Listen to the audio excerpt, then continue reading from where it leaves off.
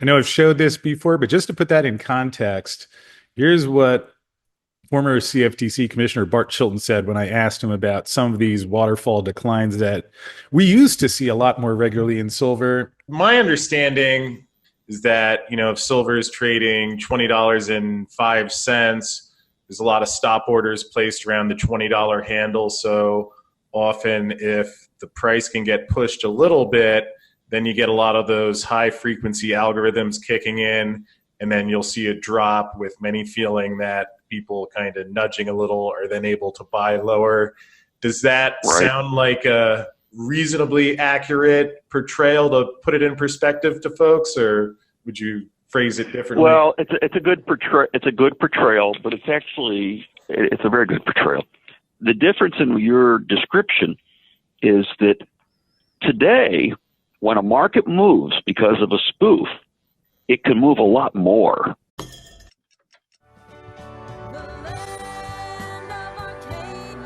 Well, hello there, my friends. Chris Marcus here with you for Arcadia Economics, and a lot happening in the markets today, especially with gold and silver, which we will dig into. Although, as you can see, I have a different backdrop this morning as I'm actually in Argentina, and tomorrow we'll be going over to visit Fortuna Mining's mine in Argentina in Lindero. So exciting, and we'll have some footage for that later on in this week.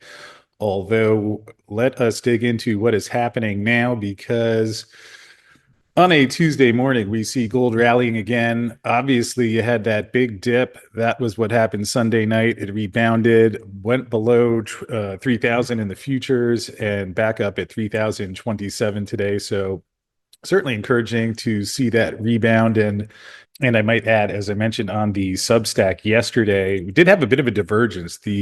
While the stock markets did recover yesterday during the session, on Sunday night was certainly interesting to see that both gold and silver and stocks sold off. And then at about 11 o'clock on Sunday night, gold and silver rebounding strongly. And let us take a quick look at the silver chart. There you can see the silver price. And here again, there is the fourth where it started selling off. And then here you can see where things really accelerated. And then Sunday night, you have the reversal. One of the things I'll be particularly interested to see is this week's COT report, especially on silver. The banks had reached their second largest short position ever, just aside from July of 2016.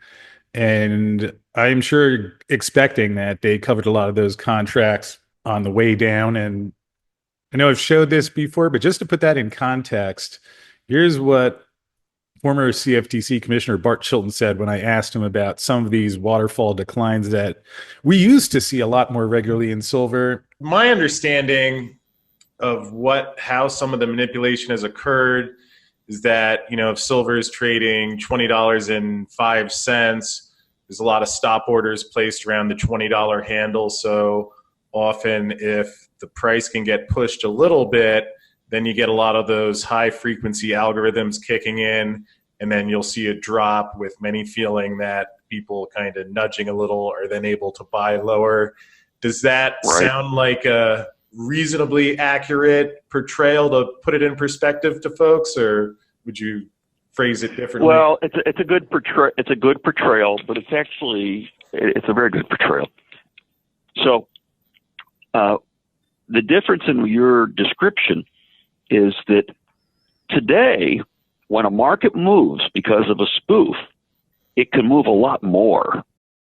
In my opinion, in the last couple of years, I've seen a lot less of it and try not to read too much into every time the price is down, but especially with the week before where Robert Gottlieb was mentioning how there was a bank that may be exposed because that silver position got so large. And then we just happened to see this on news that was big, yet also largely priced in. Maybe Trump went a little more aggressive with the tariffs, but either case, we will find out on Friday how much they covered. And to put that in perspective, here is our silver COT.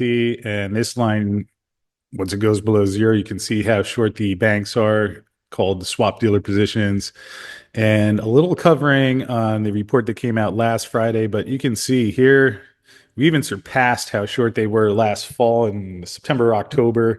And aside from that, 5,000 contracts more short back in 2016. We were at a new record, and I imagine you're going to see this number get a lot closer to zero. Similar pattern with gold, although we'd had more short covering, even leading up to last week. So, again, I would imagine we'll see a similar picture there. Quick look at the dollar index, which is flat on the day. Here we were back before the election. This is when the Fed started cutting interest rates. Dollar index below par, got over 110. You're not seeing it. There you go. 110 spot 015. And I don't know that I went out on a limb and guaranteed this, but I did say that I wonder if in a certain period of time we're going to be seeing that rolling back over. And sure enough, we have. Now, obviously, some of the things driving that news since then, a lot of Scott Bessent and Trump and tariffs. And this one was interesting. Here's a comment from Bessent. This came out, I believe this was on Friday. Yes. So in the middle of all this, for everyone who thinks these market declines are all based on the president's economic policies, I can tell you that this market decline started with Chinese AI's announcement of DeepSeek, which, one hand, not entirely incorrect. I mean, it may have started there. Don't know that that was an ideal situation to be saying like, oh, it was because of this, although this is still sitting there. And if I may, just one comment on my AI thoughts. I don't know. I'm sure some of you have an iPhone out there, and at least the voice dictate on that. And some of the struggles I have with my iPhone, I'm thinking, gee, I hope the military has better AI intelligence than what we're getting here. And obviously, we saw it seems like China may be leading the pack there as well with their DeepSeek AI. So anyway, that is what he's saying, although he's had a lot to say. And if you have not seen this one yet, I think this was one of the more fun videos that we had on the channel with some wild commentary. And just for anyone who has not seen it yet, and even if you have, I'm going to play a short segment of some of the incredible things he said there. Why is gold moving around the world in such huge quantities right now? Well, a couple of things. It's moving. Physically, it's moving because no matter how silly the idea of having a queen might be to us, it was unclear whether we were going to exempt gold from tariffs, which I believe we have. So Interesting. It seems like even he didn't know if gold and silver were going to be exempted from the tariffs. A friend of mine's grandmother during Russia had a financial crisis in 98. Then they had a big inflation. And a friend of mine's grandmother went out and bought 18 bicycles and put them in her apartment. And that was her store of value. Yes. So how'd she do on the bike investment? Great. Great. Yeah. I wish I did that well. Okay. Treasury Secretary of the United States just said you're better off buying 18 bicycles than leaving your money in U.S. cash. So, yeah. So there you have it from Scott. Again, I will put the link to this one in the description field below if you want to check out the whole video. He actually was on Fox Business News yesterday, it looks like. Did not get a chance to go through this one yet, although darn excited to. Also, I did hear the interview he did with Tucker Carlson late last week. Definitely worth checking out. And anyway, as we are digging through the tariffs, there's, as I wrote yesterday, first of all, I think that Trump can say he wants lower interest rates, but when he's doing these policies and you're watching the markets implode and you know how the Fed generally acts, I would suggest he's doing a little more than just suggesting. I mean, it sure seems like he's stiff-arming the Fed into it with the policies they're running. We'll leave that aside, though. Although I want to read this part here because this is, and I give full credit to Luke Groman. He mentioned this in his incredible column, which highly recommend. But here we've watched the stock markets collapse over the past month while the sell-off has even accelerated. And yet Scott Bessent was telling countries, we're going to do the tariffs. That's the high water mark.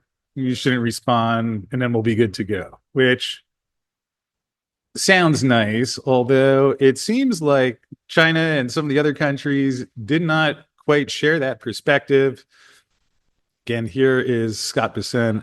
My advice to every country right now, do not retaliate. Sit back, take it in. Let's see how it goes, because if you retaliate, there will be escalation. If you don't retaliate, this is the high water mark. So we're going to slap the tariffs on you. I guess if you subscribe to the view that other countries have been tariffing the US and this is just evening the score for that, I could handle that, although it, my opinions aside, doesn't seem like China shared that perspective, slaps a 34% tax on all US imports in retaliation. Here's even our trading partners. EU hits back at Trump's trade war with 28 billion in planned tariffs on US imports. And then last night, this one came out because China has threatened to retaliate further against the US if President Trump carries out his threat to raise tariffs on Chinese good by an additional 50%. And coming back to what was going through here, right, this is problematic on a few levels. First, it's a bit concerning if the Trump administration's plan was just that they were going to enact the tariffs and then just hope every other nation is going to roll over and take it, like Scott had advised them to, and seems less than foolproof. And as we just found out, if that was the plan, which appears to be it, it does not seem like it has been working very well so far. I've hearing an increasing rumblings of people suggesting that this is a planned demolition. Bill Holter said that on the show last week. I've heard others say it. I don't know that I could guarantee or conclusively prove that. I also wouldn't rule it out either. I mean, this isn't heading in a good direction right now, shall we say. And anyway, a few last notes before we wrap this one up. Here was a note from Vince Lancy on GoldFix. Hedge funds hit with steepest margin calls since 2020 COVID crisis. And when we saw some of those declines, I believe last week, I was mentioning that a lot of this did seem like stops getting triggered, margin calls similar to what we've seen in past situations, especially in 2020 when some of the banks got clobbered with the EFP crisis back then. And here's Suki Cooper from Standard Chartered, who actually did a roundtable with a couple of years back. And anyway, mentions hedge funds selling safe haven assets to meet margin calls. So when you see the price moving like it has the last couple of days, there's usually a degree to which some of that's going to be involved. And again, you can find this on goldfix.com, Standard Chartered, gold sold to cover biggest margin call since COVID. In terms of the LBMA vaults, we've seen a leveling off of gold here, about 400,000 ounces going into the LBMA gold vaults, although the decline in silver continues. Here we are, 722 million down to 711 million. So metal continuing to flow out of there. It'll be interesting to see if that trend continues next month, at least with, I don't know that the tariff policies have been clarified, but somewhat more known. But either case, you're getting lower. And remember, a lot of that metal, last I checked, it was around 2/3, although with the metal that's come out, maybe even higher, but a lot of that is already accounted for the ETF. So the amount of unencumbered silver or gold on the lower side. And of course, I figured everybody would want to hear Jamie Dimon's opinion of this. And somehow this came into my inbox. And I'm just going to play a few seconds of it here because there was one or two funny comments. A little bit about it. I just want to say and thank all the employees of JP Morgan Chase who do a great job serving clients around the world in 100 countries, 80 million American consumers, small businesses, middle market companies, schools, cities, states, hospitals, and we're really proud of the work we do. Sure, everybody watching is proud of the work that they do too, and we think it helps lift up all of society. The letter this year, I deal with some tough subjects about, I think the world's kind of at a crossroads, basically because of the war in Ukraine, the terrorism in Israel, and then the economy with the flux of trade and tariffs and sticky inflation, et cetera. So there's Jamie Dimon, in addition to the geopolitical and war tensions, also concerned about inflation, thinks we're at a crossroads. So again, not just me saying it. And of course, along those lines, we did continue to see central banks buying gold in February. World Gold Council calling it 24 tons of net purchases. So not a particularly large month, but that trend has continued. And given the current environment, doesn't seem like it's about to stop anytime soon. Although one thing that is, we haven't talked about in a while, but something to keep in the back of your mind, declining ore grades jeopardizing the mining industry's sustainability. And that's something that's been going on for years now. And obviously on the silver side, where we already have the deficit and the lack of capital going into the mining sector, a lot of pressure that is here on the metals already and in place to continue, at least when you see things like that. So anyway, in wrapping up, here we are. That is what Argentina looks like. A little cooler than Florida.